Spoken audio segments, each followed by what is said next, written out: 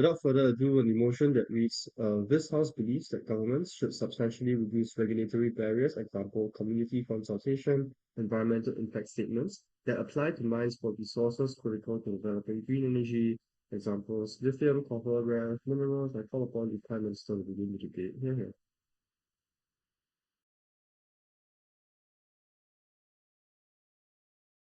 I'll take 10 seconds. I'll just set up my timer. I'm hoping I'm clearly audible. Yep. Thank you.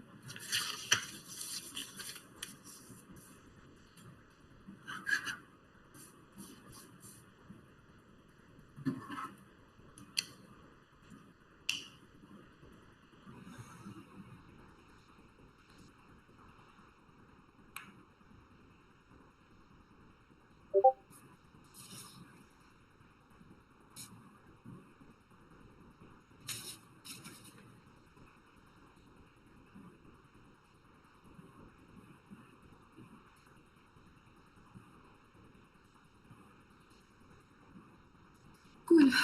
I'll take a POI after the 5th minute, preferably CO, if not then OO. Please keep them ready. Starting speech on the self count of 3, 2, 1. Realize panel, opposition can't come and say that mining will suddenly become extremely better off for the environment, and these regulations are going to make them like extremely environmentally friendly. This is because the basic reason mining itself has some damage on the land and the people around, which means that even in the ops best case, there's a very small delta that they can ever pull out of this mining being ever being good at the end of the day. But why is green energy so important in the current status quo, and why is there an urgency metric around it? Realize coal, petrol, mining, etc. is already happening, and and it is extremely detrimental already for the environment. This can look like not just its production, but also the way it is burned after in factories, which releases all the residues, etc. Which means that people who are living in cities around these factories are extremely affected by this. That means this coal and petroleum production needs to be stopped as soon as possible, and probably they should be replaced by green energy so that this pollution gets reduced at all points of time. Which means that the impact that we're able to pull over here is that people around these factories, other than where these mining also happens, are extremely affected by the residues released by this coal burning, etc. Second, because coal and petroleum resources are declining, which means that these resources are becoming extremely expensive, it is then important to safeguard these businesses who depend on energy from these resources, which means that you need to find an alternative soon enough so that they can at least they can switch to green energy when it is time to do so, and they're not dependent forever on these coal and petroleum resources, which are becoming extremely expensive and which will just disrupt their supply chains and their finances because of the expensive energy that they depend on at all points of time. Why are these regulations extremely bad, and why do they limit this mining process and just increase the amount of time that it takes to do so? First is on licensing. Realize, especially in developing nations, the government processes are extremely just delayed, just because of the fact that the officers that are there are essentially just corrupt or want money out of you at all points of time, or they don't want to probably work very efficiently. The systems are new and have not been in place for a very long period of time. That means the checks mechanism on how these regulations are even probably taken place is very just haphazard, which means that all this licensing take probably years of time in order to just agree for them to agree upon, because they want to take as much money out of you at all points of time. Secondly, why is this it's very bad for the country, especially for developing country? Government often does not has the money to just have these mining and stuff, which means that they often look for businesses who can come here and mine for these things. Why are businesses not incentivized to mine for these resources? This is because of the fact that there's a smaller market for them, and they are more likely to go for mine for resources such as coal and petroleum, because they are just going to sell faster. They believe that even if they have to spend time into getting their licenses, it is going to be much more probably beneficial for them. Here is where we give these businesses an incentive to even come in and mine for these green energy resources. Why is that so? Because we just shorten the time period. That means their production can start faster, which means that their benefits or financial benefits start coming in faster. And this is the incentive that like a lot of businesses can now opt into mining for green resources at all points of time. This incentive is missing on opposition. I don't know how will they fill this, and without this, they will be unable to prove why these businesses will ever have the incentive or the capacity to even opt for this thing. That means they're like forever dependent on more just coal and petroleum mining at all points of time. Secondly, POI. So your solution to coal and petrol being bad for the environment is to also make this kind of mining for lithium and copper also bad for the environment. Mining is essentially bad, and I don't think any team can prove that mining will ever be good for the environment. But what happens is that when you mine for these resources, the long-term impact is that you switch to green energy. Once you're able to get these mined resources, you're able to make machinery and I don't know solar panels, etc., which lasts for years. Which means mining is a short-term impact on a very small area, and this is where I want to weigh over it. First is just on scale of impact. Realize green energy affects the entire nation and probably is going to supply energy to every single business around the nation. Secondly, people who are around the nation face pollution because of burning of coal and petroleum now will be saved from it, which means cities are much more greener, etc. Third is just on expensive energy, because all the businesses are being affected over on your side of the house. Our house over the longer term is going to just get better energy in terms of cheaper energy, because green resources require just initial investment and over the long period of time gives more returns, which just proves that on our side the scale of impact is going to be extremely large. On your side there is a extensive period of time that you have to go through just for these licenses, just for paying these corrupt officers, which means that you are just wasting time, but you are also wasting money on just delaying these processes. On your side, it is your burden to prove why these regulations are ever effective, because we already proved that these officers aren't there to probably have this regulation in the best way possible. Most people to just not have so much time delays often opt into paying these corrupt officers this money and then wasting so much time. That means mining itself becomes extremely expensive. Less businesses are even interested into opting in for it. That means government needs to pay them more because there's just no competition over there. There's very few businesses who are even interested in coming in your country and mining for these green resources. Mining then becomes extremely expensive, and you need to probably even cater to whatever these companies have in mind at all points of time. This has threefold impact. On the people, because realize communities would never agree to having mining done in of itself. It is opposition's burden to prove why, if there is a community consent involved in getting a license, why would a person living in that area, even if it is affected to a very small extent, ever agree to these mining terms, because it doesn't get direct benefit from this mining, which just proves that it is extremely hard to get these licenses. It just delays the process. A person cannot understand how these mining actually affects the entire nation as a whole and can't see the bigger picture. On our side, we promote green energy. For all those reasons, vote Hochi.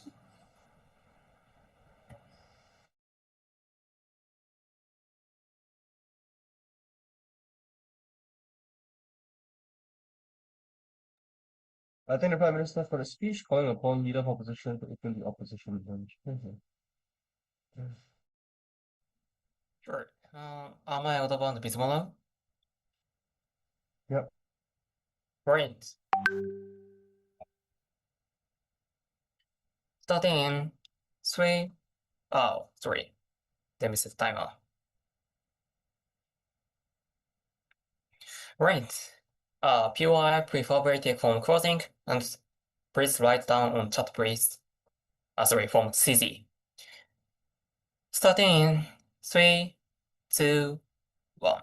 I'm so sorry, but OC is out of this debate because firstly, I think development of economical green technology is a contingent. I think that some arguments just try to justify the long-term reduction of the harm is a completely contingent argument whether or not you can develop the green technology. I think we shouldn't justify to causing such a massive short-term harm for the ethnic indigenous individuals who live on such a Latin Americas and so on. Secondarily, also things like China with Russia and many other international countries still have an incentive to utilize oils. In such cases, to replace all of the oil industry into green technology is completely unrealistic. The argument doesn't stand. Then 3 arguments. Firstly, I want to talk.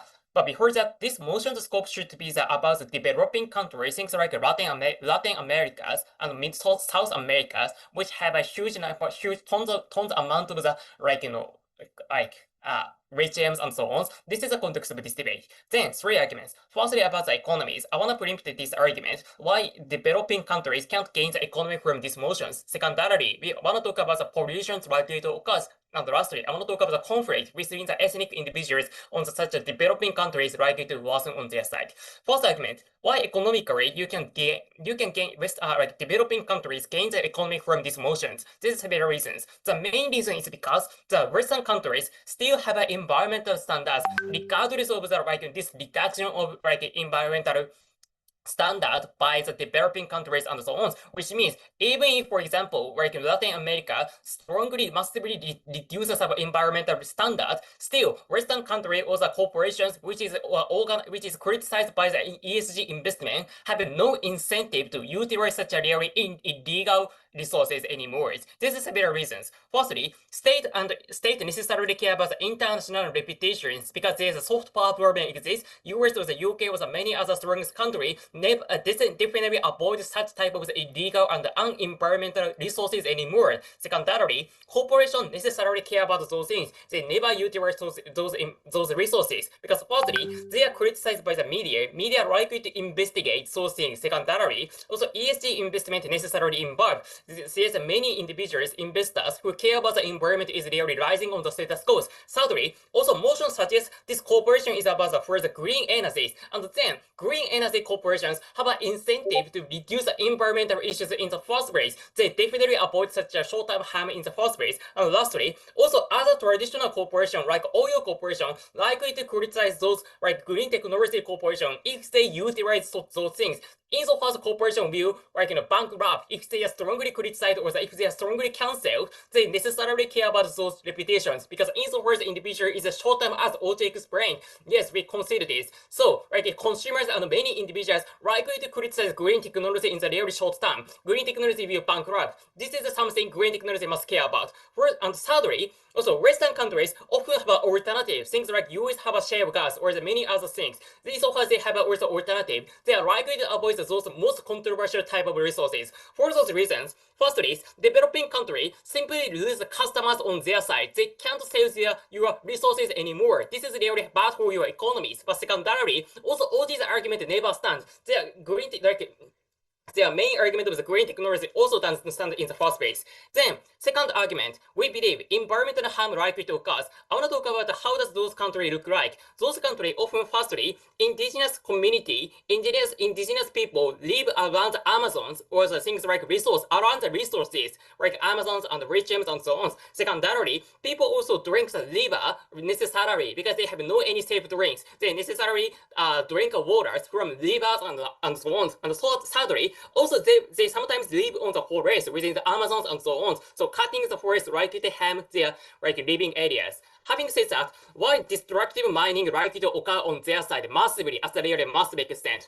Firstly, miners have a self-profit incentive. If state reduce the regulations, they have insofar as they have a strong self-profit incentive, things like MNCs, likely to strongly invade into such a forest and many indigenous community, likely to destroy many things, likely to gain the more mining and so on. This is really bad. Secondarily, left-wing party if they introduce this policy on your side, you necessarily appeal to the voters. I succeeded to develop the economy from this policy. I started to get strongly against the economy by these policies. So in order to appeal the voters, they are likely to massively mine excessively. Thirdly, corporations likely to produce many environments. They are likely to waste really polluted oils for such areas after they are actually mining and so on. Those things are likely to occur if you reduce the environmental regulations. Okay, for those reasons, there's several impacts. Firstly, pollution directly harms a massive number of individuals who drink the water from these polluted rivers and so on. This is really harmful and unjustifiable. Secondarily, as a weighing, people's lives and health is a prerequisite to get any labor forces. If Latin America will focus on those very unstable resources and also they lose the labor forces, this is really harmful for those countries. Before moving to the conflict, I take up closing. So which is it? On your side, there's environmental standards that they care about, but on our side, suddenly they lose all those incentives to be green and they just pollute everything. I think, no. To be clear, this regulation happens from the state, not from the corporation by themselves. State necessarily care about those things insofar as the Western have a strong regulation standard. This is something which must care about. Then, conflict. Firstly, how does the conflict look like in the status quo? Firstly, ruling party often have a different ethnicity from the indigenous community. Indigenous community is by definition minority. They have no party powers anymore. Also, sometimes they hate the democracy and the capitalism in the first place. Secondarily, different ethnic individuals equally try to push those harm to other ethnicities. They still have a conflict in the first place. Then, why is those conflicts likely to worsen on their side? Firstly, it often forests with the Amazons, forest of the Amazon have a strong religious meaning for those indigenous community. Destroy the Amazon, destroy those indigenous community itself is really spiritually harmful. Secondarily, also pollution likely to kill their community members directly. This is really likely to cause a massive hatred between the other ethnicities, likely to increase the grievance for the indigenous community. And lastly, even if environmental harm is not massive, this policy is a signal of invasions. For those reasons, conflict likely to worsen on their side. Genocide might happen in the worst case. Politics and the economy completely corrupt. For those reasons, beg to oppose.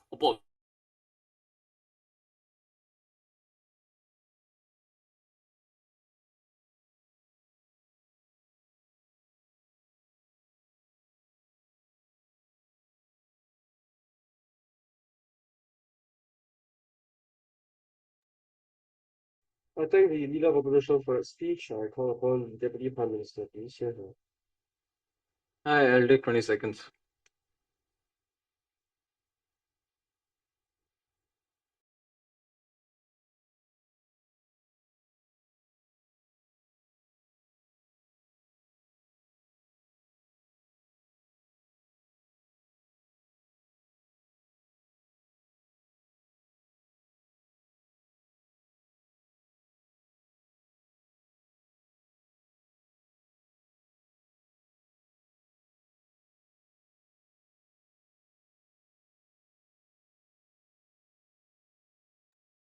Hello, am I audible?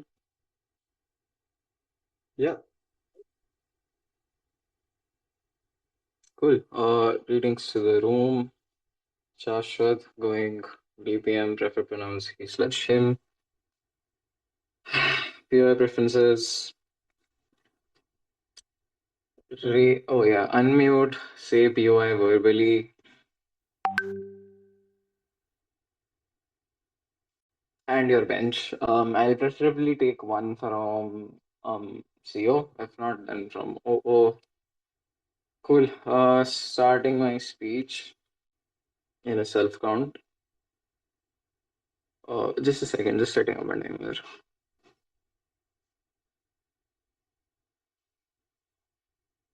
Cool, yeah. Starting my speech in a self count of 3, 2, and 1. There are majorly two things O wants to talk to you about. They say that when you reduce these regulations, there is excessive mining which destroys forests, and CO's POI there yeah, sure, mining for coal and petroleum and using coal and petroleum is bad for the environment. So you probably want to make mining for green energy also bad for the environment. There are two issues with all of these things. Firstly, I don't see the delta here. I don't think O even wants to contend the idea that my PM pushes onto our bench. That is to say, we don't know why these regulations are effective in the first place. We don't know which people set these regulations in the first place. Notice O's own frame. If you are a developing fucking country and you want the money from the mining resources that you have, as a poor and developing country, I am unlikely to believe, like, I do not have any clue why you prioritize quote unquote climate change over your own fucking economy. Which means at all points in time, even the regulations you place on your own minerals within your own country are likely to be things that you do allow companies to excessively mine your lands if that's what you want most. If the short term gain that you get out of it, or if the money you get out of it is like maximal on both sides, I think you symmetrically want your own area to be mined at that point in time. I don't know why these governments are then competent at setting up these sorts of regulations in the first place. But secondly, if you are a country who holds natural significance or knows that they have religions within the country which care about forests, etc., a lot, I think simply because you're a government and you have a voter bank to cater to and you don't want backlash from these particular communities, I think you're likely to then protect these forests at all points in time, regardless of which other like regulations you're willing to waive off on our side as well. Everything over then tells you is symmetric simply because we are simply able to tell you that governments have different things they want to care about, and at all points in time, I think on both sides of the paradigm, you're able to either you're going to either allow yourself to get exploited by these companies, allow your own climate to get exploited by these companies for money, or protect these mining sites simply for the natural significance of them that O wants to talk to you about. If everything they tell you is symmetric, we don't know why these regulations are effective then. Cool. What's our case then? In developing nations, governments often outsource digging work to private companies within the country because it's cheaper to not own all the equipment, meaning very few companies themselves are able to even dig in these areas. But also, most of these companies want to dig for coal and petrol. When you go through with our policy and you like waive off some of these regulations, I think many digging companies are able to apply and get into the scene to not only get you a better deal, but also you get a lot more incentives to spend on the infrastructure of this green tech. Even if you don't end up achieving my own PM's impact of completely switching to green energy or developing this infra on your own, you're able to extract more clean energy resources and be able to sell them to other developed nations who are going to be able to utilize this tech at all points in time. Meaning you as a developing nation gain a lot more money from it, but also someone else in the fucking world gets the choice to be able to choose between a green energy alternative as opposed to burning coal in their own country. Meaning on a global level, I think we're still better off in being able to show to you that we are going to support climate change at all points in time. This is precisely good because at a point in time you give these smaller countries more incentives to spend on on the infrastructure of this technology. The governments themselves within these areas then have to start incorporating it on their work because of the sunk cost, because they want to make it a political campaign, meaning we do achieve some amount of impact. I'll get onto this later as well. How does this mining then happen, and why do I say it's outsourced usually? I think the governments don't own all the equipment by themselves because A, I think it's expensive equipment to mine, but two, how many mines do you have as a developing country? That's also unclear at all points in time. I think this is extremely geographically dependent on whatever country you want to run this on, or how vertical do you want to get within this mine. But thirdly, I think experts themselves are expensive to hire themselves, and you as a government have other things you want to also care about within your budget that looks like healthcare, infrastructure, etc. The simple impact is get this outsourced, get this like a one-time contract sort of a thing. You send lease and you like hire contracts for these particular mines, particular areas, and companies apply to it, and companies are able to do it themselves. Why does this mean only a few amount of companies are able to do this? Apart from just all the expensive equipment, licensing is extremely expensive and time consuming. Why is this true? One, the time spent is important while you apply for a license, because you need to show profits to your investors at all points in time, and as long as you don't get this permit, this sort of time difference is extremely bad for you, because you still have to go ahead and pay like fixed salaries for your workers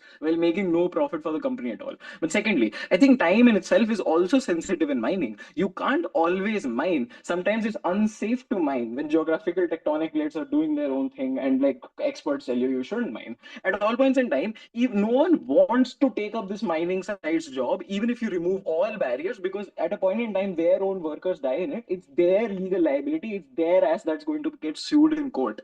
This is important because it means that at all points in time, if you know that this time of the year is right to mine in this place, you can't go ahead and wait for you can't go ahead and wait for your permit to come to you. And oftentimes in developing countries, the infrastructure and the management and bureaucracy around these permits and licensing, etc., is extremely slow, which means you do have to end up in that situation as a smaller company at all points, like a lot of times. Which means the impact is only companies which are rich enough to fast track these processes or having like political connections or huge amounts of money for these permits are able to get this done.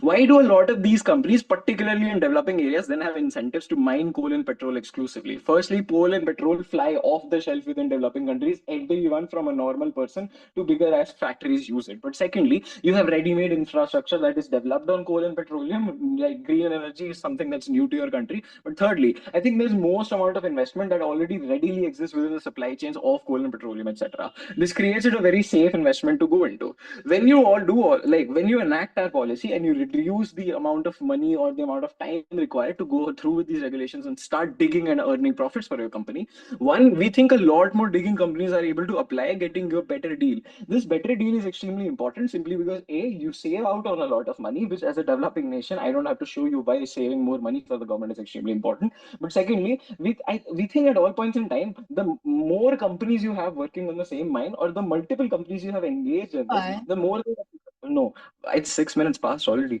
It's protected. But the more companies you have working within the same mine or like near to each other, I think the higher the chances of call out, because all of these companies are like going ahead and competing with each other. They want each other's downfall. I think we're likely to then believe these companies are likely to keep a close eye on each other to ensure they're not engaging in bad practices at any points in time. But thirdly and lastly, I think at all points in time, when you go ahead and do this, it gives a signaling effect and good optics to investors nearby to be able to invest within green tech energy field within these developing nations in the first place.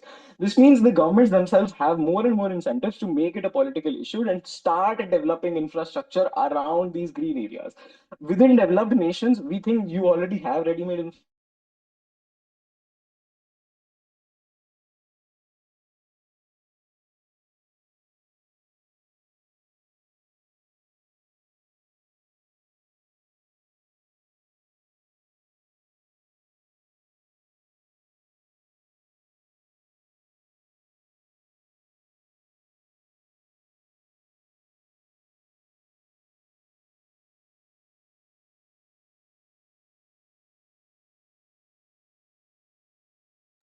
I think you came for a speech. Yeah, oh, please. Okay, so am I audible? Yeah. Thank you.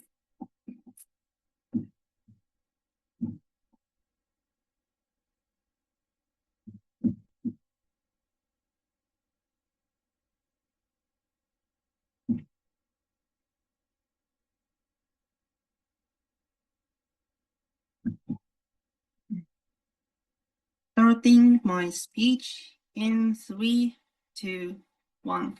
Firstly, let's get into the interaction with their argument, then going to talk about the two extensions of the economy. First one is about the China domination. Second one is about inflation. I think these two types of the case is round winning for the entire house. So the first thing is the interaction. The first biggest claim they made is this regulation and the licensing process is very corrupt and very bad. It is unlikely in 2 ways. Firstly, this process is likely to be dominated by the Western countries. Why is this? Because as they have pointed out, these developing countries have less self-regulative incentive to regulate their own behavior. That is why this process of the regulation is taking place is because of the pressurization coming by the Western countries. And they have incentive to do so because the green tech energy is one of the key issues of their own the status. But secondly, they have also the power because of the educated bureaucrats and have sent them to this kind of observation of these processes. That's why the process is likely to be good. But secondly, even if that is not the case, I think these developing countries people have self-incentive not to be corrupt in the first place. Why? Because if you see the unstable nature of the politics in these Latin America, such as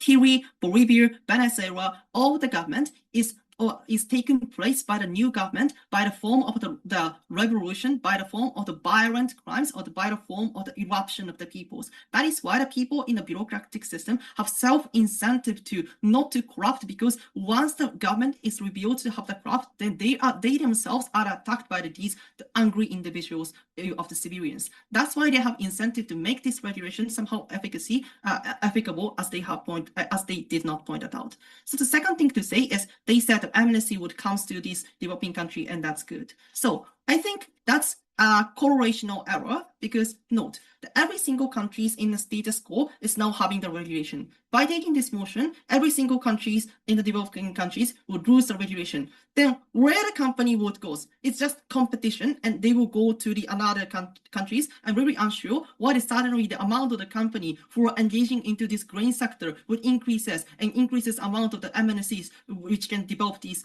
developing countries. But secondly, the coming of the MNC is not always good, because it have the many types of exploitation and assault of the people in the indigenous community. Why? Because they themselves have pointed out, if the corruption is occurring in the bureaucratic system in the developing countries, it is very likely, and I think the exploitation is somehow the worst thing for the human dignity.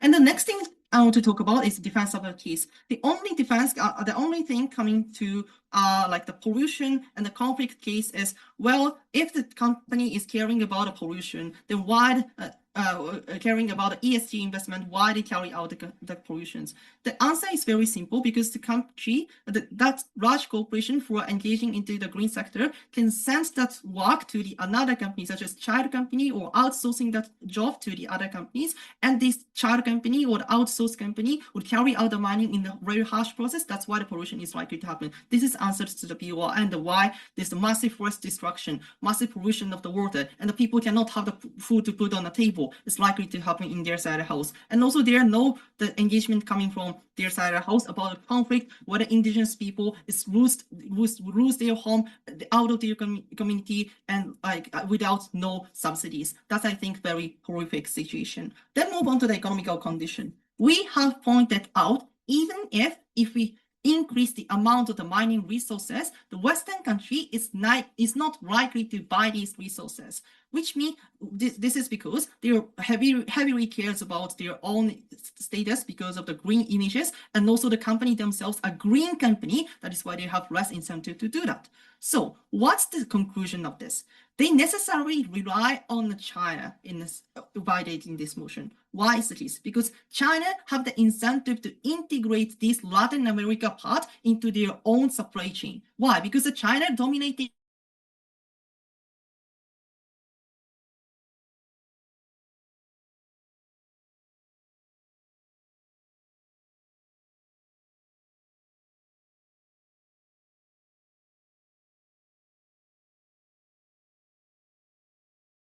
or no channel to be bought by the Western countries, then the China is the only channel which can buy these types of products. And the China have incentive, because then they can dominate the market, then they can extinguish the potential competitor in the Latin Americas. And why it's bad?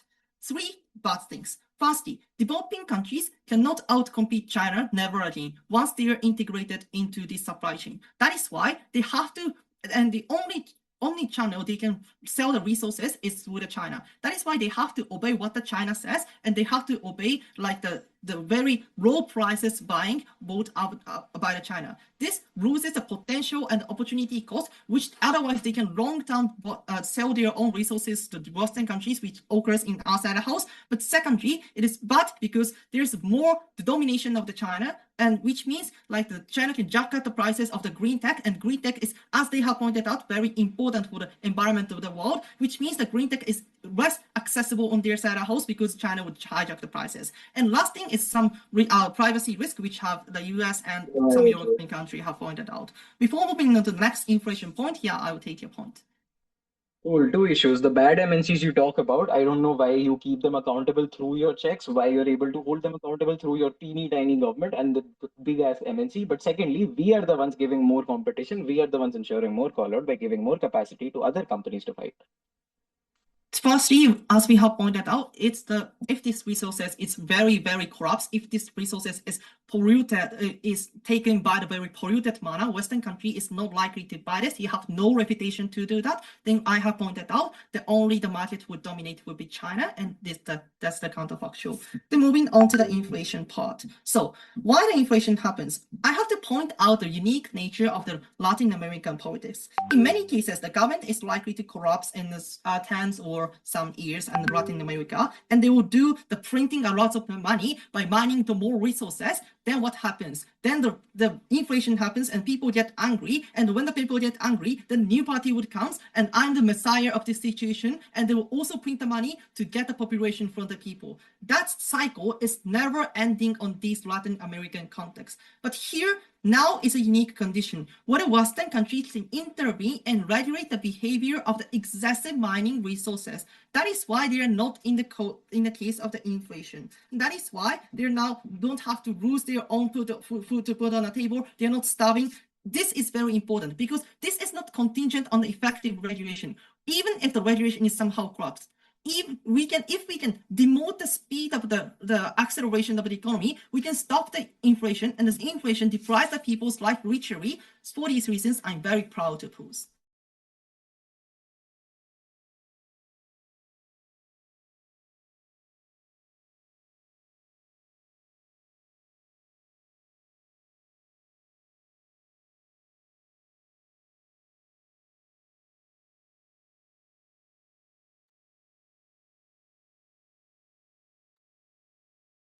Either DLO for a speech or bAngbAngbAng, please. Hello, am I visible and audible? Yep. All right.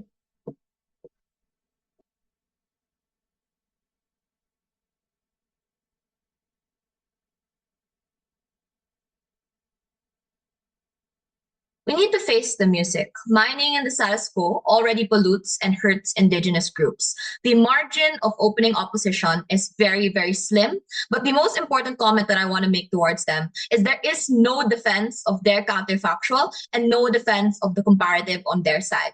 The only thing that they build is that governments are likely to want to regulate this well without any explanation as to why that is a good benefit that they get on their side. The only thing that they do very clearly explain is there will be backlash. But the problem is that backlash in their mechanism is contradictory. There's people who will push back on green investment, but also people who just don't want oil, so they do want green investment. So I'm unsure as to how much this backlash really occurs, seeing as their own analysis contradicts itself. What opening government is right to correct and correctly say is the reliance on oil must stop because it also pollutes. What they forgotten to prove is how you are able to create that green transition, not just for that developing country, but for the world as a whole. They haven't explained as to why you suddenly get a boost of finances, why you suddenly have the ability to make refineries, why you have the sudden ability to make things cheaper. They just say more competition equals everything else. We will prove that in between analysis to explain why there's an urgency to be able to transition now and why we can hold people accountable better on our side. So also I'll talk more about that China frame in the first arc and the extension. So the extension is very clear. This will help the transition to green energy, and this is necessary for that. So for developing countries, the context is that they are not very rich. They don't have the capital to create industrialization right now, and they face environmental problems right now aside from just polluting, that they have forest fires, they have typhoons, that they need climate financing for. There are three ways that lowering barriers for regulation mean that you create important ways of change to protect this developing country. One, you create investment deals with the EU and the US and not just China. And this is where I very easily flip the DLO extension. Their characterization and correctly saying that China owns a lot of mines and operates a lot of mines because they're the first people to have ever invested into wanting to create green technology since the 90s and 2000s. This means that one, they monopolize those mines and they already have a strong hold over a lot of them. B, that they are able to create the predatory VRI practices that they occur right now. That if you default on your loan, we get to keep the land, we get to keep all of the profits from this mine. What does it mean on our side when you lower regulations? It means you create competition for other countries to want to be able to catch up with China's control over those mines. Because that means that they can invest more capital and have it actually matter. Versus if China monopolizes the market and there's still more regulations to prevent people from coming in, then China will keep monopolizing the market. What happens on our side is the EU, with its incentive to want to have, like with its CBAM that's going to be implemented soon, with its incentive to have more energy security, to have more rare earth minerals that aren't dependent on China, with the US's incentive to want to compete with China for EVs, there's a high likelihood that they want to also invest in these mines and will fight you for creating things like trade deals, trade agreements to own those, to operate those mines, to want to invest in your country so that they can create refineries there and not have to always move things around or create refineries and or dependent refineries in China. This means that they will put a heavy amount of investment into your country that allows you and that fuels the opening government impacts that now accrue on our side. But more importantly, this creates leverage for your country in terms of climate financing deals. The problem right now for a lot of developing countries is they have nothing to show that they want to be able to help with the climate problem, because a lot of developed countries just blame them for polluting. But on our side, when they can explain a benefit to polluting and they can explain a benefit to keeping those mines to developed countries because they're making it cheaper for developed countries to mine within their mines, that means that you have leverage to opt for climate financing. The developed countries now have to give you the money, have to give you like protections for floodgates, protections for wanting to have probably to invest in things like climate resilient crops, because they now see that the effort within the climate movement also exists within your country. So that explains why you create a massive amount of investment through transition to green energy and to have mitigation strategies that protect the environment right now.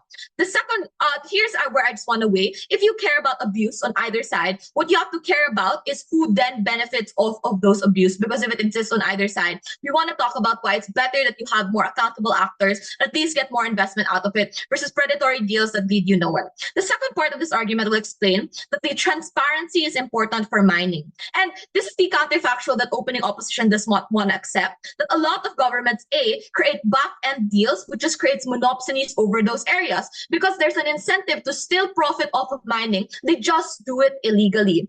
B, it makes it more untransparent, because you can't at all see who takes part of these deals. At least when we lower the regulations overall, it's a legal amount that we can see, that we can observe how much people are mining. The counterfactual is preferential treatment or corruption. At least on our side, we can monitor this and still have some ways of accountability through the media. Before I move on to the last point, I'll take a point from opening. Sure. If debaters will understand your mechanism, but the average investor, average voter can't predict such a situation. They are short-termistry, criticize corporation and the state who purchase such a polluted resources. So I think if it's about investors on either side, there's a more investment on our side to want to invest when it's easier for you to invest and compete with bigger investors like China. That was the mechanism. The last thing I want to explain is energy security and the hesitation to transition.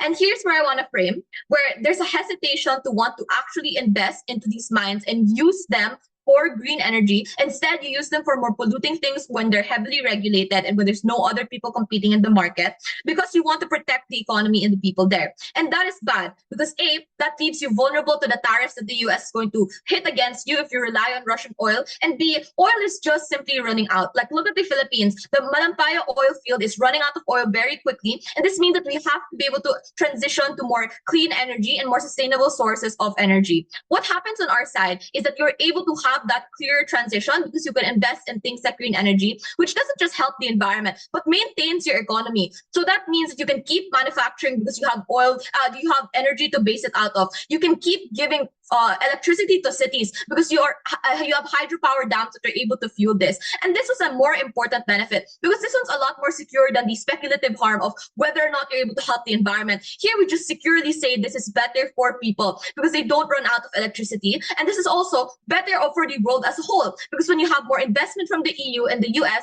that means they don't have to rely on Russian oil. There's more energy security as well in investing in green energy, which means that we are able to help the transition within developing countries, but also outside of it by making it just much cheaper to access these kinds of rare earth minerals.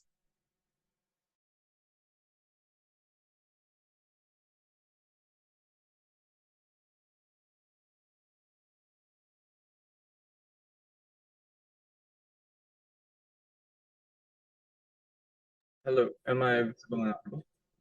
Oh, yeah. Nice. I will start in a bit.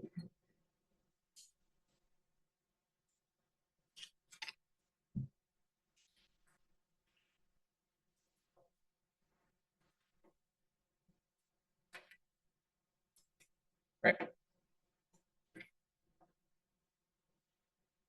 The first thing that I want to note at the top of this speech is that the amount of interest into energy substitution and energy investment will not change.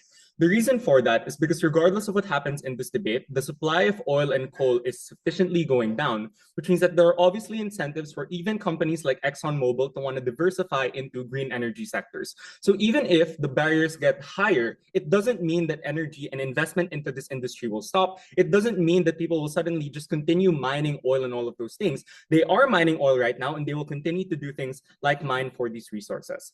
OG claims that these regulations don't do anything and that pollution is inherent to mining. The first contribution from closing opposition is why are these policies good and prevent a lot of the bad benefits of opening government and closing government? 3 reasons. 1, it assigns reparative obligations to mining companies. So companies like ExxonMobil are usually obligated to reconstruct the affected areas by replacing the soil or planting the wildlife again. If not, they are mandated to carbon offset it by funding charities like, I don't know, Team Trees or planting more trees and wildlife in order to compensate. Second, it can bar projects from areas where it causes the most harm. I want to note that there's a spectrum of harm with regard to where these deposits are. It causes the most harm when they are in a human colony. It causes some amount of harm if it is in biodiverse areas. And there are some deposits that literally have no effect because they're in relatively barren areas. What this means is that profit under their side will only push them to consider profit, regardless of whatever place it is within this harm spectrum. Whereas on the comparative, you force them to either meet up obligations and ensure that they are going to be willing to do things like make sure that these areas are going to be repaired afterwards, be able to sufficiently pay these communities if they want to ensure that they're going to move out temporarily. And at minimum, it means that companies have to actually go through the process of actually doing this. So it's not just project equals bad, but where the projects will necessarily be is going to be better under our comparative, because on our counterfactual, companies self-select into less harm and areas where you need less permits, which are oftentimes ones with less human life or less biodiverse areas. The third thing that I want to note is that it's about documentation, right? Like policies by themselves, the process of asking for permits means documentation. So if they falsify records or falsify the environmental matter that they talk about and bring to governments before they can get approved, for example, they can do things like bring that to court in the future, which creates a deterrent effect and prevents them from engaging in shady behavior. Whereas under their side, since there's a relative lack of regulatory oversight, it's incredibly more difficult to gain any sort of evidence because there's nothing that you can pin towards. What does this mean for the debate? 1, there's absolutely a change. There are communities under our comparative that are saved, pollution that is counteracted. When they come across barriers, they are forced to do it the right way to compensate communities, even in the worst case where this has to happen on either side. Why does this work?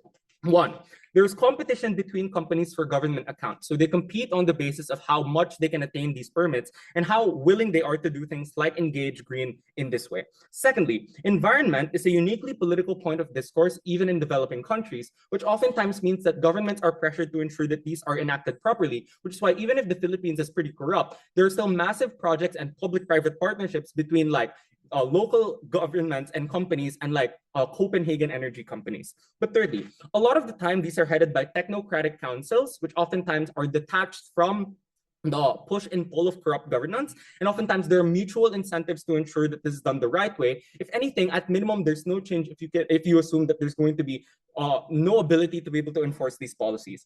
Cara says the counterfactual is that you do this illegally, like you mine illegally. No, you can't, because mining has a massive barrier to entry, right? The reason for that is because you need to pay for things like trucks, you need to pay for mining equipment, and oftentimes it's very, very hard to hide the fact that you're mining. Guys, it is a very, very easy process to spot. So in the instance in which that happens, it's very easy to be able to do that. Even afterwards, it's unclear to what extent you can sell the actual things that you're mining. You still have to get it through the borders of the countries. Obviously, you can't do this illegally. This wins us the debate because it explains that regulations can change, why companies will be forced to follow these regulations, and this unlocks all of the benefits of opening opposition. Secondly, I'd point out that this doesn't actually really take as much time as they illustrate. The reason for this is because they self-select into less contentious metal deposits. The second is that a lot of these obligations sure are preemptive, but we'd explain that the ways in which they engage in those preemptive practice is by promising reparative obligations, which we'd explain just means that they have to spend a little bit more money in the long term, but creates the world in terms of which whether or not this environment is eventually going to die. What this means is that a lot of the delays that they talk about are not as apparent as what they illustrate. And in fact, the counterfactual under our side of waiting just a little bit means that you are able to absorb all of the things and on net have less carbon capital. Before I go on, opening.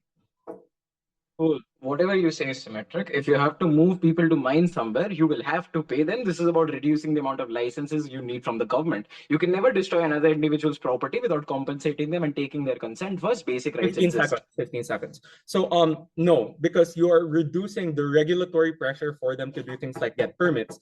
The permits are there to do things like keep obligations. These are promises. The permits are there to ensure that the land that you are building on is not as environmentally degradative. At the very least, it can be used in court in the instance that they don't follow through with these obligations. So no, it is absolutely not symmetric. And it also doesn't take as much time as they illustrate. What does this mean? It means that a lot of the strain that they talk about simply falls out of the debate. In fact, I'll go further. Why is there no urgency to do this right now? The first thing that I want to note is that a lot of what they talk about, like China, Russian oil, and all of that, there's a natural tendency to move away from green energy already. And oftentimes the arc of development is not based on whether or not you have the resources to be able to do it, but rather developing better forms of green energy. Here's the last argument. We'll explain why this creates path dependency into the most harmful forms of renewable energy. Because energy cannot just be characterized into renewable green energy and bad energy like fossil fuels.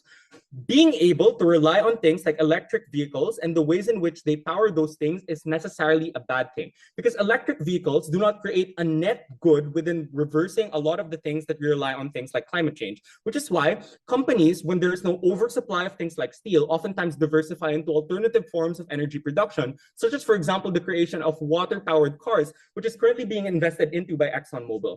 What this oversupply does, even if you believe that this is relatively good, it doesn't solve the crisis. What it does is that it manifests, and the people that benefit the most from it are obviously EV manufacturers who need a large degree of steel, and not like wind farm manufacturers who don't need as much steel, which means that you create path dependency into electric vehicles, which is nascent technology that isn't even perfected right now. So in the instance that perhaps new technology could happen in the future, or that perhaps another sort of energy source could happen, which isn't as environmentally degradative, they have no capacity to shift to those things on the government side. Well, we are prerequisite to opening, and we also just win on every single aspect of the debate. That's why closing opposition wins.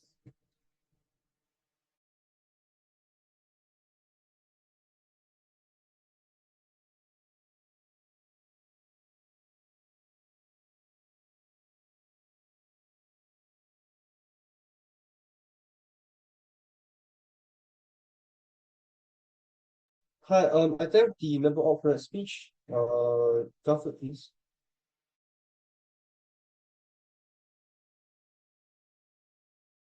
Hello, am I audible? Yep. Okay, thank you. Yeah, I'll take POS through chat. Okay.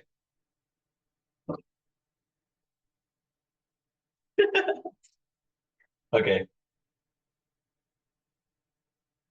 I'm gonna start my speech in 3, 2, 1. There's 2 questions I want to ask in this debate. The first is, why do we need to lower barriers right now, proving agency, and why we need to do it in status quo? Secondly, why this actually increases supply, and that's good, in comparison to what Sam says, that there's an oversupply, and that's bad.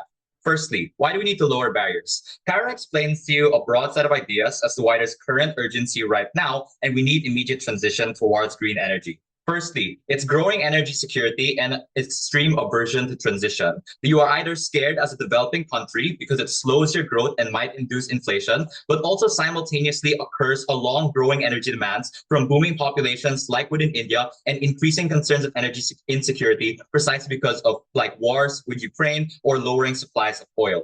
What this explains to you is why a lot of countries right now need much more raw materials in order to expedite process of providing green energy, but oftentimes don't have the resources to be able to do so because they're scared. And that aversion only really comes with a like low supply with these types of energy technologies. Secondly, that there's corruption and low transparency. OG says why corruption happens. We explain why it's bad that corruption happens. The first is that on either comparative, this proves that it's hard to track. We explain it's worse to track when you tend towards corruption.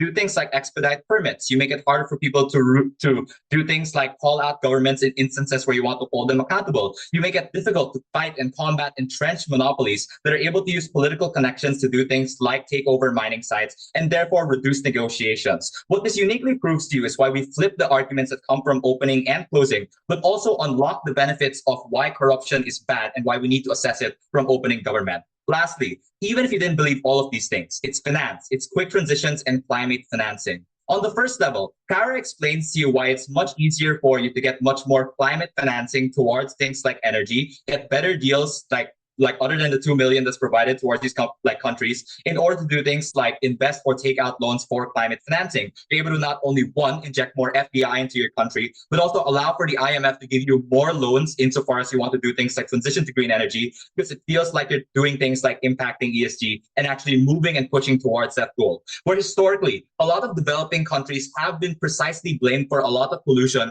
rather than the US, which is why it is the tipping point towards getting more loans, towards more access, towards movements towards green technology and transition. Even if you didn't believe this, maybe governments are corrupt, governments are stupid, they hate green energy, it sucks because it's green. We explain to you, even if it's not invested well, that's money that flows into economic projects. Even if you didn't believe that, again, it's the private sector with more money that fills in the gaps oftentimes of governments with corruption through competition. That just means there's a broad benefit towards like the GDP of a country just getting better, people's lives get better, they have more money, that's good. Why is this important? The first thing is that this proves that the environment is not meaningfully less bad at worst, but at best we have more mass transition. And that's because a lot of energy needs and energy demands is often met themselves by degrading the environment.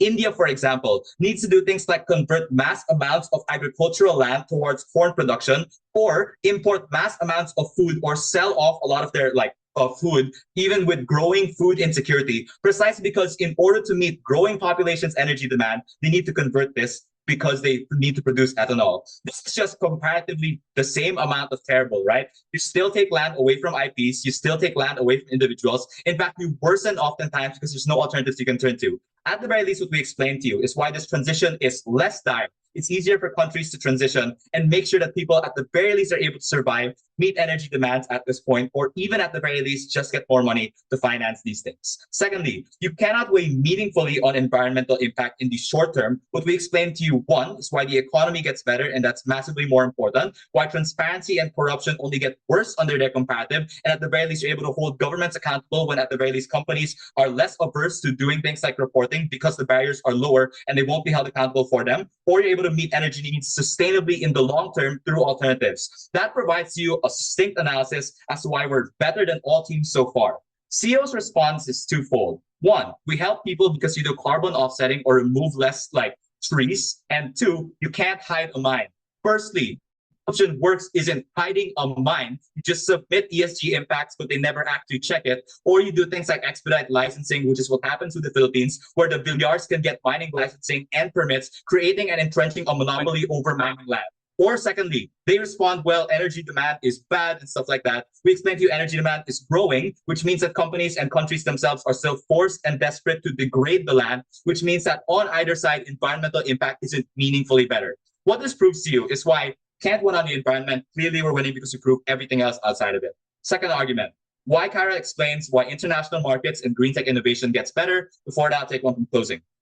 So if the regulation doesn't work because they're corrupt, then why does this create the deterrence and the deterrence of supply if it doesn't affect the ways in which companies engage in this behavior anyways?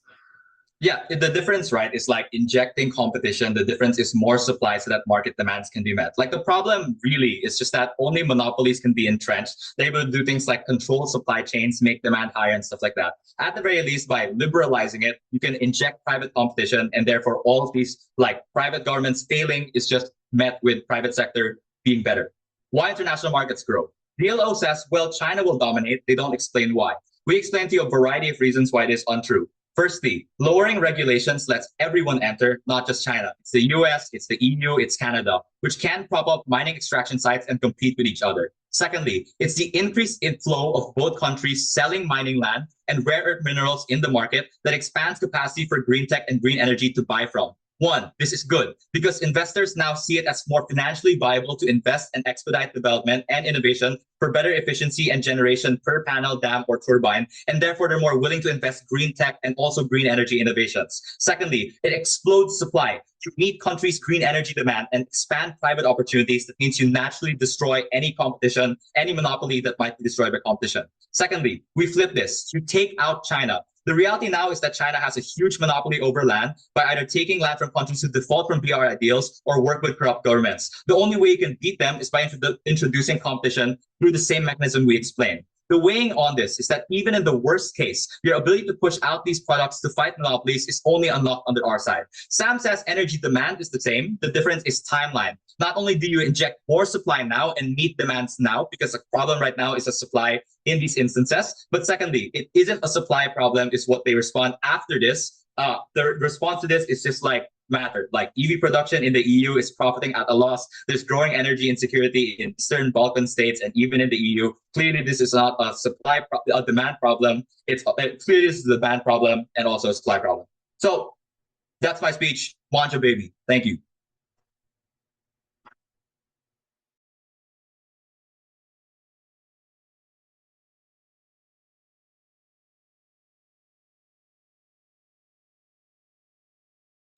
Okay, I think Gaffer for a speech. Albert, please. Hello, I'm Opposition Whip. POIs via chat. Yeah. Starting in 3, 2, 1, go. We agree with government, corporations, governments, and civilian communities are equally likely to have good and bad incentives for the many reasons that they prove. We don't think it's fair for OO to assume that state actors will be good in all instances. What this debate is about is ensuring there are at least paths to accountability to be utilized by the many competing incentives such that we're able to maximize utility and protections for everyone. There are 3 ways that this debate, these regulations change the industry exclusively from SAM, which is the prerequisite to OO's case. Firstly, it's a deterrent to bad behavior. If it is true that mining is expensive and there's a high barrier of entry to it, you don't want to risk that investment. So it already preemptively changes companies' behaviors. Secondly, it gives legal grounds to hold them accountable. Like Sam explains, it gives them reparative obligations to communities in the instances that they do displace them, which, by the way, also takes off fiscal strain from the government such that the state does not have to spend money relocating these communities or making the land more arable, etc., because the companies now have legal obligations to do it through the permits that they want to remove. Thirdly, it's a filter for bad actors. If they really are bad, you can block them from operating in the first place. Note that we don't have to prove this works in all instances. It's about extents. The problem with the government bench is that they tip the scales in favor of mining companies all the time. They have to prove why trading off these extents are good. If CG says competitions between companies is something that's good, I don't understand why we don't expand that competition to incentives that are not just profit or corporate. That's why they do have to defend their worst case, and that solves OO's missing counterfactual. We already win outright from that positive contribution from Sam. Let's look at CG's defense to this. Firstly, they say they'll do it illegally. Gut check this. Imagine the context where illegal mines happen. These are disputed areas. These are areas controlled by armed rebel groups. In all sides of the debate, these are areas whose practices will not change because regulation doesn't apply to them regardless. So we have to debate in situations where the government does control the land, the government does own the land, there is some regulation, even if it's not perfect. They say, well, regulation doesn't work anyway. One, if regulations don't work, that kills the case on deterrence. In fact, that means we unlock all of their benefits, because they say if there's no regulation, that means companies can just mine and mine and mine. If that happens in the status quo, that means that governments should not do this policy, right? Because there's no change, so that's still a win for opposition. Before I get on to the second issue, opening. Well, you're still skewing. Permits mean the government allows you to mine on a piece of land and own the resources on the ground. The people living on top of it have basic human rights, and you can't displace them. You always have to compensate them and take consent. I don't know why permits are important. One, if you don't, like, if you just give permits all the time and you can't hold them accountable, like there is no community consultation, one, even if you can't hold them accountable later on, some harm has to be done regardless, right? That's the only way you can hold them accountable legally, if there's already harm done to communities. So on both sides, so on your side, communities suffer regardless. But secondly, you have no legal doctrine on your side to be able to hold these companies accountable. You can't sue them because they have no obligation to you. They told the government what they're going to do, that they're going to displace indigenous communities, and the government said yes. So there's no obligation on these companies. You don't have any legal grounding. That's what changes on our side, even if it's marginal. Secondly, why is there sufficient supply in the debate? The first thing I want to note is that if it's true that there's no other industries for this country, they want climate financing, they don't want to be sanctioned because they're blamed for the climate problem, that means they can choose to approve these permits. We co-opt all of their benefits. The difference on their side is that governments no longer have a choice. Companies can just enter, even if it is environmentally bad for them, even if they don't want to be dependent on these mines for their economy. That is what changes. We allow governments this semblance of choice, and that again creates competition in terms of incentives. That's why we maximize benefits for everyone involved. Lastly, why is rapid green energy transition not the metric you ought to judge this debate? Here I'm going to destroy all of the prerequisite assumptions to government case and be more charitable as I go on. Firstly, it's off clash unless there's analysis to prove otherwise. And what I mean by this is that if you read the motion, it says these are mines for resources critical to developing green energy like lithium and copper. Problem, these are not minerals exclusive to developing green energy. You can just as easily use lithium and copper for developing things like iPhones, which creates the path dependency that says, let's operate on government's best case and say that you are able to mine at a rapid rate, that there is a a supply problem in the status quo. You're not able to meet demand. One, you're not sure if this will lead to a green energy transition. Secondly, even if it does lead to a green energy transition, that green energy could just as easily be bad. Government operates on this black and white case where green energy is good, oil is bad. We tell you there are ways that green energy in and of itself can also be harmful. Even if you replace all cars with electric vehicles, those are still vehicles that are contributing to polluting the environment and having carbon the carbon pollution problem, right? So what happens instead is because countries are now more reliant on this green energy transition and this specific form of transition for their economy, it creates path dependency. The oversupply of these things is what leads to the many environmental harms that they say. And that's why, again, the second extension, even if you don't believe the first part of Sam's speech, is debate winning, because it proves that even if green energy is something that is good, it is not something that we want to entrench. Lastly, CG is just wrong and OG is wrong that there are no investors in the status quo for 4 reasons. Firstly, they both say that coal and oil are running out. That means that oil companies already have to pivot. Even if developing countries are averse to the pivot, they have to pivot because supply is running out. Secondly, MG says that there are powerful government incentives to support this.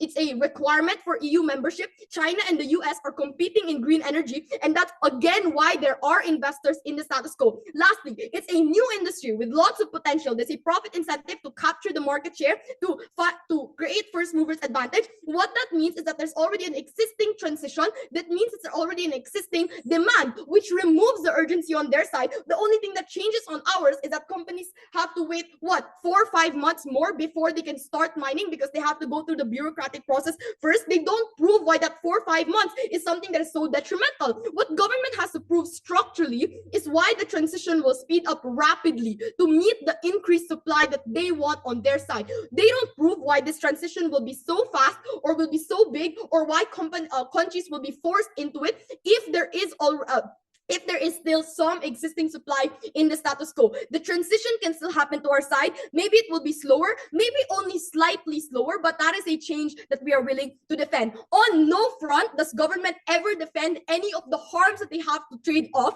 and that is why on all instances, all issues of debate, we have won every single issue.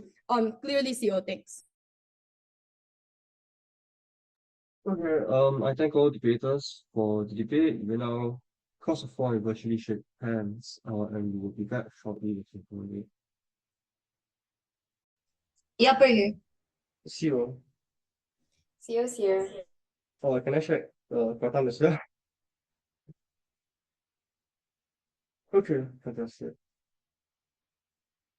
Okay, I'm going to begin my OA now. I'm going to try to be a bit brief with this because, in the interest of time and all. But if you have further questions about the verdict, or like you think some parts were perhaps under-explained, or you want just feedback or anything, please feel free to reach out to me on Messenger or Discord. Preferably Messenger, but Discord is fine as well. That being said, while the panel was initially split in the poll, we ultimately arrived at a consensus decision, and the consensus decision is as follows. In first, we have closing opposition. In second, we have closing government. In third, we have opening opposition. And in fourth, unfortunately, we have opening government. So the call again is as follows. CO, CG, OO, OG. Okay. What does OG tell us in this situation? I think OG tells us principally two things. The first thing it told me is an explanation as to why fossil fuels are bad, or why fossil fuel extraction is bad. They explained to me that fossil fuel extraction is bad for the people within the locality in which the fossil fuel is extracted, but also like bad in general because like fossil fuels are just dirty and polluting. The second contribution I get coming from OG is an explanation as to how licensing agreements or regulation is often done poorly, is often done to favor crop officials rather than the goals of climate change, and in doing so slows down the process of this mining, driving away many investors and driving them into fossil fuels instead, which become the more apparent, the more easier at a larger market for many of these investors to go into. And that without these requirements and without these regulations, you get a lot more companies coming in, investing and mining in these particular resources, and this generates competition, and this creates like infrastructure, which then promotes the better production of green energy, like green resources and green tech in the long run, fostering a sort of green transition. What does OO tell me in response? OO tells me, I think, principally two things. The first thing it told me is a responsive contribution, explaining to me why even if these areas are deregulated, developed countries and companies within developed countries still have things like environmental standards, still care about things like soft power, are still subject to things like media scrutiny and ESG investors, meaning that even if OG manages to produce more resources, it is unlikely that these that companies or like governments in the developed world are willing to buy these resources, and that even in the best case, it is China buying these resources because China doesn't care about these standards, and that's a particularly bad thing if you allow China to monopolize the market for these critical resources. The second contribution I get from OO is just an explanation as to why indigenous communities are often harmed heavily in the process of resource extraction. How this is bad because like it just poisons people's water and makes them die, which also hurts the amount of labor available for resource extraction. But it's probably also bad because it does things like generate ethnic conflict, generate things like resentment within indigenous communities that feel marginalized. That is the second contribution coming up. Why do we think that OO narrowly beats out OG? I think OO narrowly beats out OG for two reasons. The first is that even if I buy that OG proves that they get more resources produced, that they get more companies and partners willing to set up resource extraction within these places and to extract more resources, which I do think that OG proves, OO proves that these resources at best are going to be bought up by China, which is bad for a variety of reasons, such as like a Chinese monopoly, allowing them to price set, because a Chinese monopoly in terms of producing green tech, which is probably just bad for the green transition as well. And in the worst case, it means that no one buys it at all because people in developed countries, because governments as well as companies in developed countries have various reasons to not want to buy resources that other people are going to be perceived as unethically sourced. And so for these various reasons, even if I buy, and I do buy, the OG claims that more resources get extracted and more companies set up extraction facilities, I'm unable to credit the impact of green transition because I think OO successfully blocks this by explaining to me why even if these resources are produced, they are unlikely to be used in a good manner, in a manner that facilitates the green transition. So I think this impact of green transition is heavily mitigated in the opening half comparison.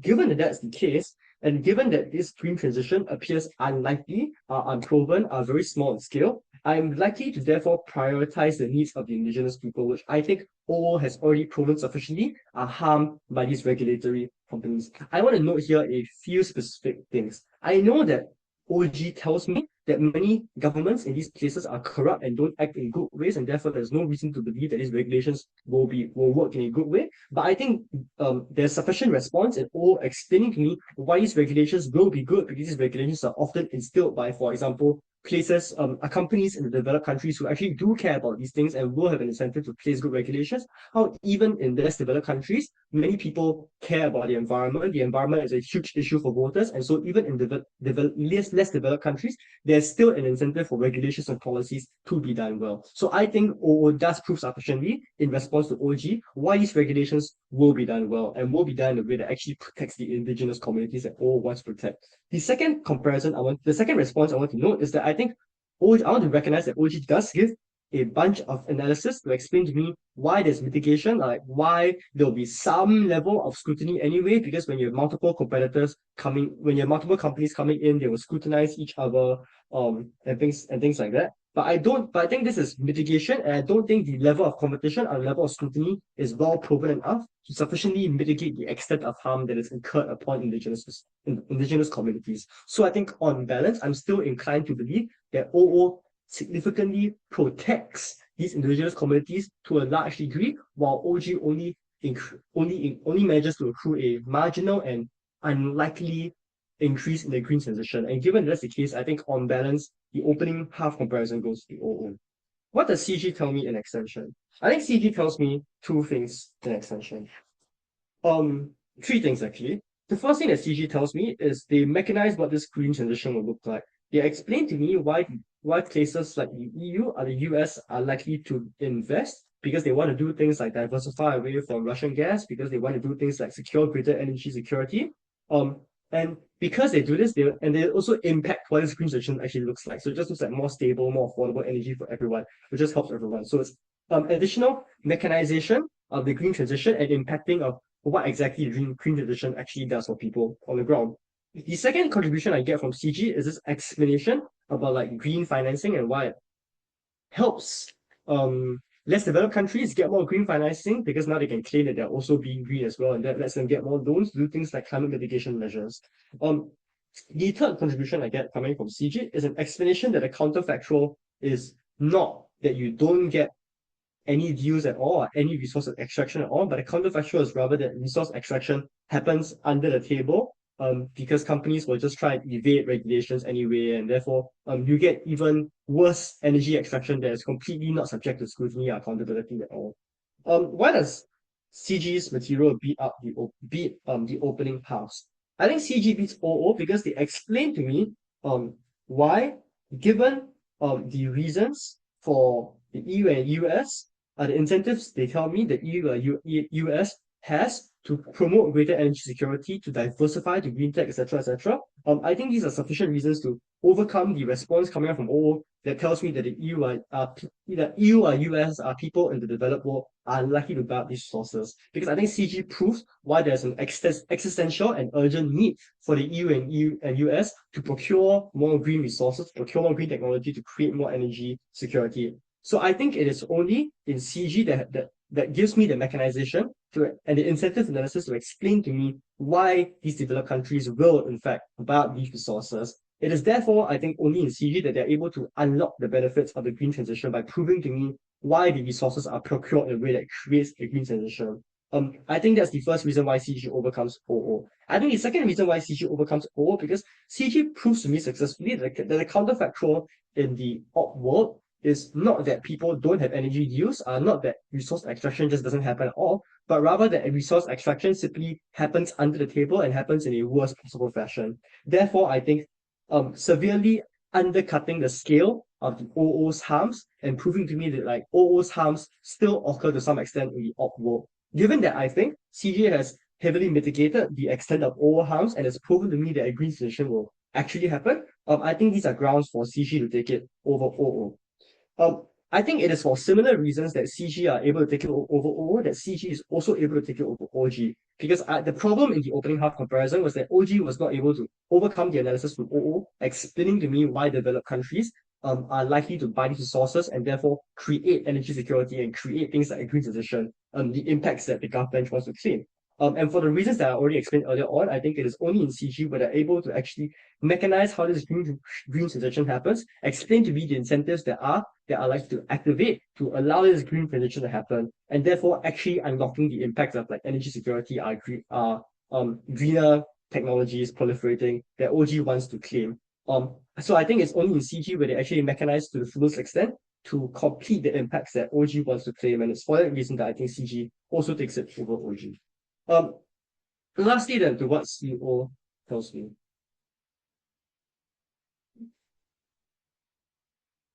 I think CO tells me basically three things. The first thing the CO tells me is they mechanize in quite a lot of detail what regulations are, why regulations are likely to be done well, why regulations create things like accountability, why regulations incentivize people to just like set up projects in less harmful areas because they don't want to incur all these responsibilities and stuff like that. The second contribution I get coming from CO is a explanation of why the green transition is likely to be highly symmetric, because the incentive for a green transition is very high on both sides of the house. The last argument I get coming from CO is an explanation on path dependency and why you create path dependency because you create a glut of these green resources, and these green resources may be funneled into technologies that later on might be proven to be the less effective green resources, but then at the point we cannot opt out of it because so much investment is poured into it, and that creates that path dependency, which may be bad in the future. Why does CO I think beat out OG? I think CO beats out OG because I think CO uniquely proves why regulations are the only way to create good outcomes for communities. So I know that OG repeatedly gives the analysis, gives the response that like the obligation or the need for communities to be compensated for the harms that they have been incurred, for people to be compensated for things like property loss, incurs symmetrically. But I think the CO response is correct in pointing out to me that like, yeah, maybe the obligation exists symmetrically in abstract, but it is only in CO where these obligations actually get actuated for the variety of reasons that CO tells me. Like, for example, CO tells me that, it is only with regulations and licensing that you create the paperwork that allows people to be scrutinized for this thing, where you create the legal obligations necessary to actually make people fulfill these property obligations, stuff like that. So I think while OG does point out that these obligations exist symmetrically, I think CO proves sufficiently that even if the obligations exist symmetrically, only CO has the mechanisms through licensing and regulations to actually fulfill those obligations. Given that's the case, I think CO takes OG out because they prove to me why these regulations are actually necessary and the only way to create good outcomes for community. Secondly, I think CO beats OG because they explain to me why the green transition is likely to be slow. They explain to me that why the incentives are likely for a green transition are likely to be symmetric. But even if I buy that the green transition is likely to speed up for the reasons that OG tells me it will speed up, I do buy the mitigation from CO explaining to me why even a sped up green transition may not necessarily be a good thing because it creates path dependencies towards particular technologies. Given that I think CO has proven a very clear margin of harm that is incurred for indigenous communities at a point in which licensing and regulations are removed, and that CO has mitigated to a fairly large extent the extent to which the green transition would happen, but also the extent to which this particular kind of transition would be beneficial in the long term. I think the margin for the harm done to indigenous communities and the impacts and outcomes accrued for indigenous communities exists on a far larger scale.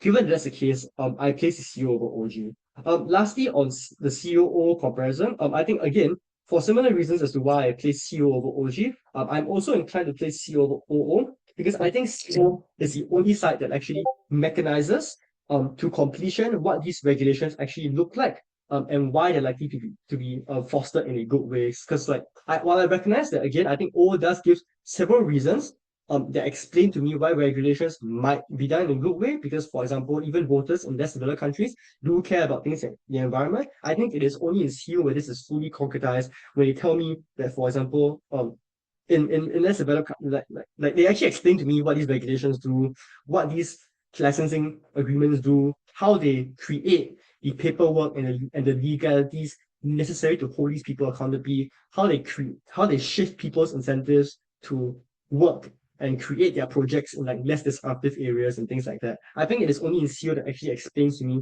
why licensing and regulations are the delta for indigenous communities that OO want to protect. And so I think it is CEO that completes the OO analysis. I also think the second reason why I place CEO over OO is that I think CEO provides a more robust analysis of the op bench by providing an even if case and explaining to me, because OO's case is that the green transition won't happen at all because people in developed countries are unlikely to buy up these green resources that they think are like produced in a bad way.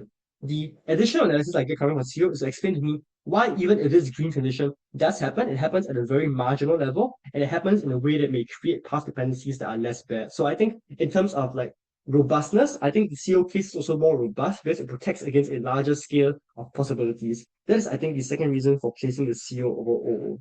Lastly, on the CO-CG comparison, I think this comparison is also fairly close. And I will note probably two things. I will note here that I think CG does very little, does not a lot to mitigate the impacts on communities and the way the communities are likely protected by regulations and licensing coming out from CO. Aside from pointing out the fact that you will create things like backdoor deals in the counterfactual, and that therefore the op bench must defend the counterfactual of like under the table backdoor deals that are worse, that are less accountable, etc., etc. But I do buy the response from CO telling me that like these deals are like these backdoor deals, are these under the table deals, are not the vast majority of deals. These deals only happen in, for example, territories that are contested, places that are not that are very hard to regulate and scrutinize anyway. And so these places are going to be basically screwed over anyway, and they're probably not the delta in this debate. The delta in this debate is probably in areas that can be reasonably scrutinized, that can be reasonably regulated. So while I think CG's counterfactual or backdoor deals are like under the table deals probably still exist, I think CO mitigates to a large extent and explains to me why this is not a delta I should care about in this debate. Given that's the case, I think CO does manage to uniquely accrue benefits and protections for indigenous communities, like for communities within these areas that I don't think CG is able to provide and on a fairly large scale. So I think CO proves concretely why they protect these communities. Secondly, then, on the economy, while I think that CG proves that the current problem in green technology or like green energy generally is a supply glut because of an insufficient number of resources. And so I do buy that CG manages to provide additional supply, therefore relieving this bottleneck and speeding up the green transition. I think CO mitigates this to a sufficient extent by explaining to me that, for example, I mean, given that the incentive is fairly high on both sides, given that regulatory and licensing paperwork perhaps just takes a few additional months to complete, it's unclear to me why, given the high incentives and the slightly increased paperwork of licensing and regulation agreements, why the speeding up of the green transition is going to occur on a significant extent. So I think this heavily mitigates the argument coming from CG. I also do buy the even if argument coming out from CO explaining to me why, even if this green transition happens, why this green transition may not necessarily be good, because it creates things like path dependencies, because like, for example, there's no fiat to claim that the resources extracted from these places won't necessarily be used in like green tech, because things like lithium can also be used like in non-green tech.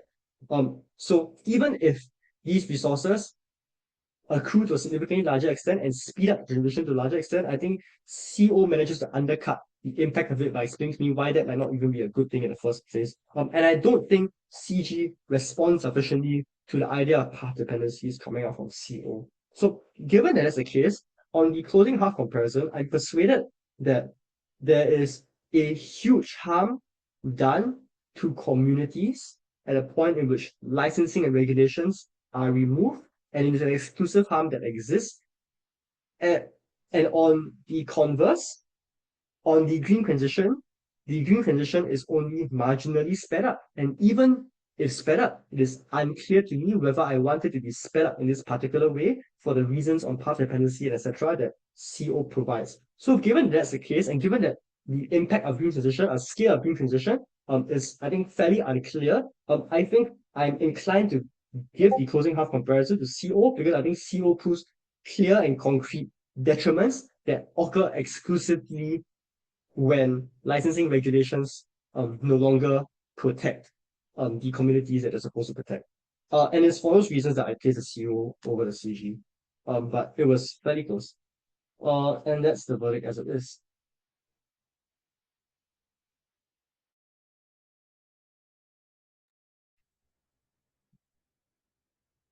Thank you for So